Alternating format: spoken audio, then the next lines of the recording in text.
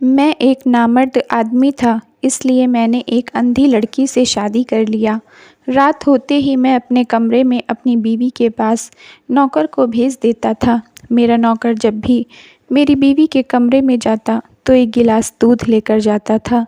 मुझे इस बात से बहुत हैरानी हो रही थी, इसलिए एक दिन जब अचानक मैं उनके कमरे में पहुंच गया तो वहां का मंज़र देखकर मेरे तो होश ही उड़ गए, क्योंकि मेरी बीवी और मेरा नाम दीपक है। 40 साल की उम्र में भी मैं कुंवारा था। सब लोग मेरी शादी की बातें करते थे।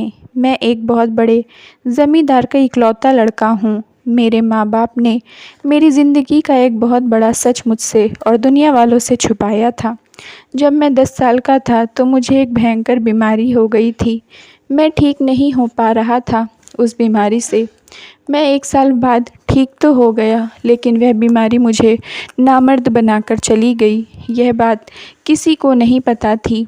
जब मैं जवान हो गया, समझदार हो गया, तब मेरे पापा ने मुझे मेरी नामर्दी की कहानी बताई थी। डॉक्टर ने कहा था कि मैं कभी बाप नहीं बन सकता हूँ। मैं अपनी नामर्दी के कारण बहुत रोया था। मुझे बहुत दुख हो रहा था, इसलिए मैंने निश्चय किया कि मैं ज़िंदगी में कभी शादी नहीं करूँगा। मैं नहीं चाहता था कि मैं शादी करके किसी लड़की की ज़िंदगी बर्बाद करूं। अगर शादी के बाद बच्चा नहीं होगा तो मेरी बीवी मुझे छोड़कर भाग जाएगी, जिससे समाज में यह बात सबको पता चल जाएगी और मेरी बहुत बदनामी होगी। मैं ज़्यादातर शहर में रहता था, बहुत कम ही गांव जाता था। मैं जब भी गांव जाता था, मेरे रिश्ते के लिए एक से बढ़कर एक खूबसूरत और अमीर लड़कियों के रिश्ते आते थे। मैंने अपने माँ बाप को मना कर दिया था कि मैं शादी नहीं करूँगा, इसलिए वे लोग उन सभी रिश्तों को वापस लौटा देते थे। कहते थे अभी दीपक पढ़ाई कर रहा है, जब तक उसकी पढ़ाई पूरी नहीं हो जाती तब तक वह शादी नहीं करेगा। किसी तरह मेरी शादी की बात टाल देते थे। सच पूछो तो जितना दर्द मुझे था इस बात का, उतना ही दर्द मेरे माँ बाप को भी था, क्योंकि मैं उनका इकलौता लड़का था। मेरे बाद उनकी पीढ़ी खत्म हो जाएगी। मैं अपने ख़ानदान को एक वारिस देने के काबिल नहीं था। खुद में शर्मिंदगी तो महसूस होती थी, लेकिन क्या कर सकता था। दिन बीतते गए, मेरी उम्र 40 के करीब पहुंच रही थी। एक दिन मेरे पास एक बहुत बुरी खबर आई, जिसने मुझे सिर से पैर तक हिला कर रख दिया। मैं बिल्कुल टूट गया। मैं शहर में था, वहां से बदहवास होकर गांव भागा। घर पहुंचते ही मैंने अपने माँ बाप की लाश देखकर मेरी तो रूह कांप गई। मेरे माँ बाप का एक्सीडेंट हो गया था। वे दोनों इस दुनिया से चल बसे थे। यह एक कड़वा सच है, लेकिन जो इस दुनिया में आया है वह एक न एक दिन ज़रूर जाएगा।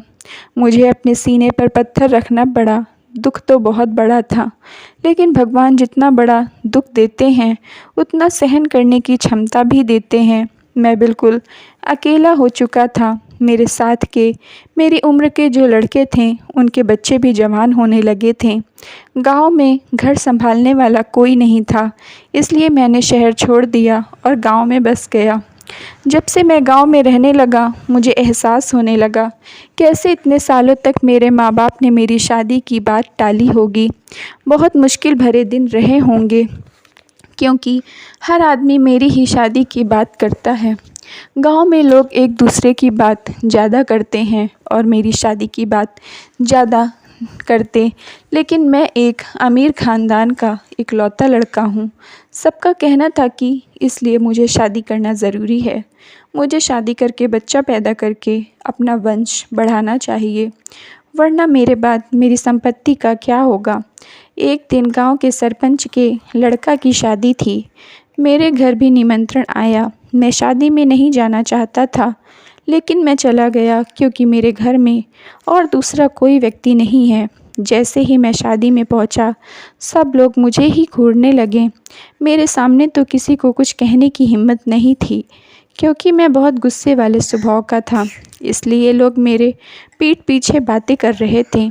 पता नहीं कैसा आदमी है, इतनी उम्र आ गई है, अब तक शादी नहीं किया। इसे अपने ख़ानदान की बिल्कुल चिंता नहीं है।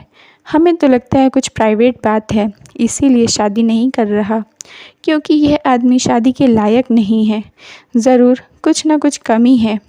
यह सब बातें भले ही मेरे पीठ पीछे हो रही थीं, लेकिन मुझे सबकी भनक लग रही थी।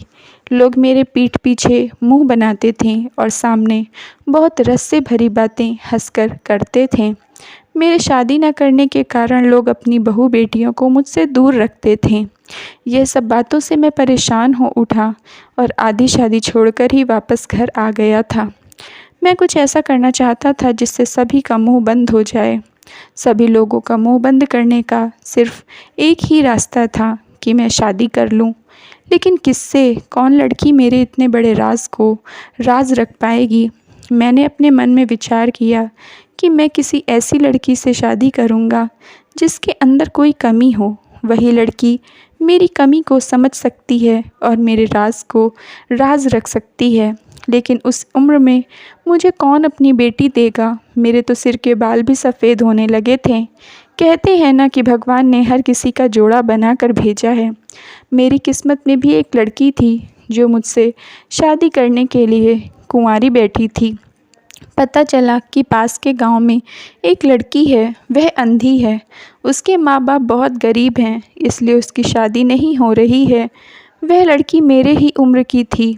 वह लड़की मेरे लिए परफेक्ट थी। किसी भी तरह मैंने उन लोगों को शादी करने के लिए मना लिया। शीतल नाम था उसका। शीतल के माँ बाप मुझसे उसकी शादी नहीं करवाना चाहते थे क्योंकि पहली बात तो मैं उनकी हैसियत में बहुत ज़्यादा अमीर था और दूसरी तरफ मेरे माँ बाप ज़िंदा नहीं थे। मेरी तरफ से मेरी शादी की बात करने वाला कोई नहीं था। जब वह लोग शादी के लिए राज़ी हो गए तो मैं बहुत खुश हो गया। बहुत ही साधारण तरीके से हमारी शादी हो गई। मैं शीतल के साथ घर आ गया। शीतल को कमरे में बैठा दिया और कहा कि मुझे कुछ काम है, मैं थोड़ी देर में आता हूँ। बाहर आ गया। डर के मारे मेरे पसीने छूट रहे थे कि अब क्या होगा, क्या करूं कि मेरी सच्चाई शीतल के सामने ना आए। मैं घबराया सा बैठा, इसी सोच में डूबा बैठा था। अगर शीतल को आज ही मेरी कमज़ोरी पता चल गई तो वह मुझे छोड़कर चली जाएगी। मैंने सोचा कि कुछ समय तक शीतल को यह सब पता ना चले, फिर बाद में किसी दिन मौका देखकर उसे हकीकत बता दूंगा। मैं यही सब सोच रहा था, तभी बर्तनों की आवाज़ से मेरा ध्यान टूटा। मैं आगे की ओर बढ़ा। आखिर कौन बर्तन गिरा रहा है? मैंने देखा कि यह तो मेरा नौकर सोहन है। मेरा बहुत वफ़ादार नौकर है। इसके बाप दादा कई पीढ़ी से हमारे घर में नौकरी कर रहे थे। उसे देखते ही मेरे दिमाग में एक प्लान आया। मैंने उसे अपने पास बुलाया। सोहन, इधर आओ। वह डरते डरते आया और बोला, साहब मुझे माफ़ कर दो, गलती से बर्तन टूट गए।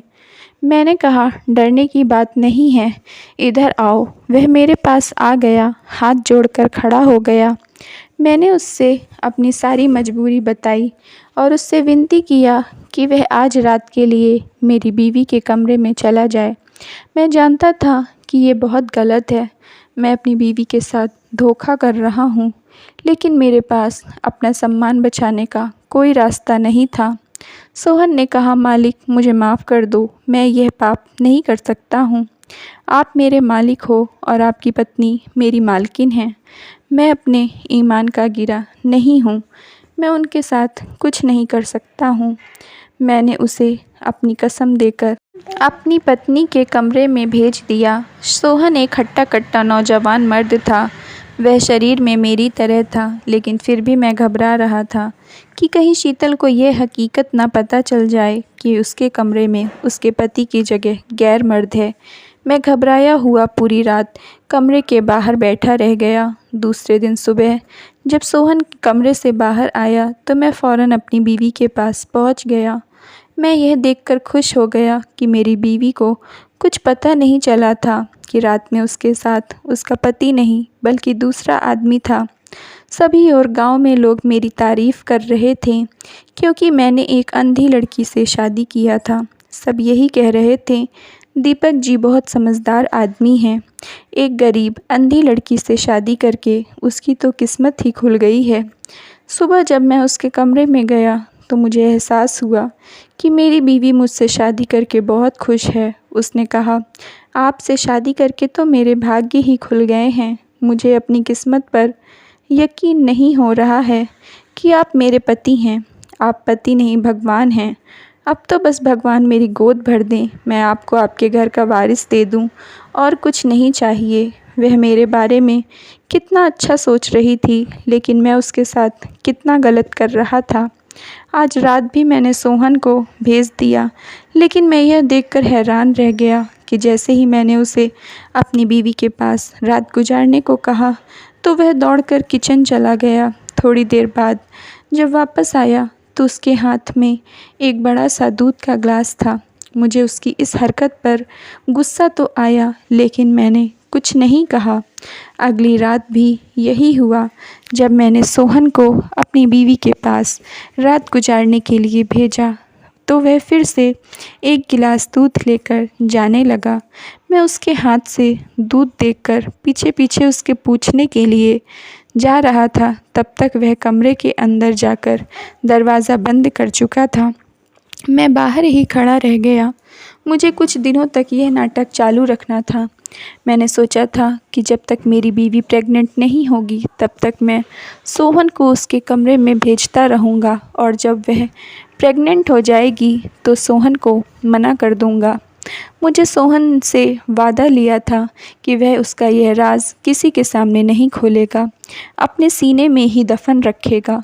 उसने ऐसा ही किया था। अभी तक मेरा यह राज किसी और को नहीं पता था। मैं जानता था कि सोहन मेरा वफ़ादार नौकर है, वह मेरे साथ कभी धोखा नहीं करेगा। यूं ही 15 दिन बीत गए थे। एक दिन जब मैं अपनी पत्नी के साथ गया तो उसने कहा कि आप बाप बनने वाले हैं, मैं आपके बच्चे की माँ बनने वाली हूँ। यह सुनकर मुझे बहुत सुकून महसूस हुआ, क्योंकि अब मैं और सोहन को अपनी बीवी के पास नहीं भेजना चाहता था। मुझे यह सब अच्छा नहीं लगता था। मेरी बीवी अब गर्भवती हो गई तो मेरे ऊपर नामर्द का कलंक भी नहीं लगेगा। जब मेरा बच्चा हो जाएगा तो मैं भी पूरा आदमी कहलाऊँगा। आज की रात मैंने सोहन को मना कर दिया कि रुको, तुम आज मेरी बीवी के कमरे में नहीं जाओगे, आज मैं उसके पास जाऊँगा।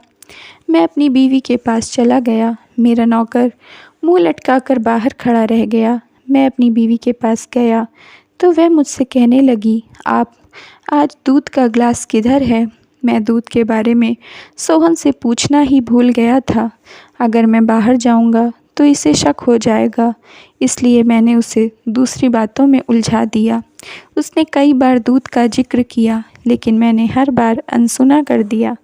मैं सोच रहा था कि कल सोहन से दूध के बारे में पूछ लूँगा कि वह क्या करता है। शादी के बाद यह मेरी पत्नी के कमरे में मेरी पहली रात थी। हम पूरी रात अपने भविष्य के बारे में बातें करते रह गए।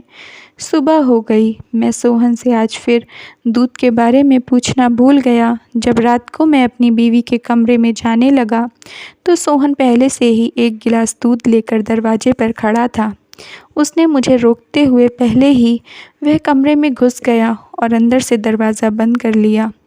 यह छूट मैंने ही उसे दिया था, वरना आज उसकी हिम्मत नहीं होती कि मेरे सामने मेरी बिना इजाज़त के मेरी पत्नी के कमरे में चला जाता।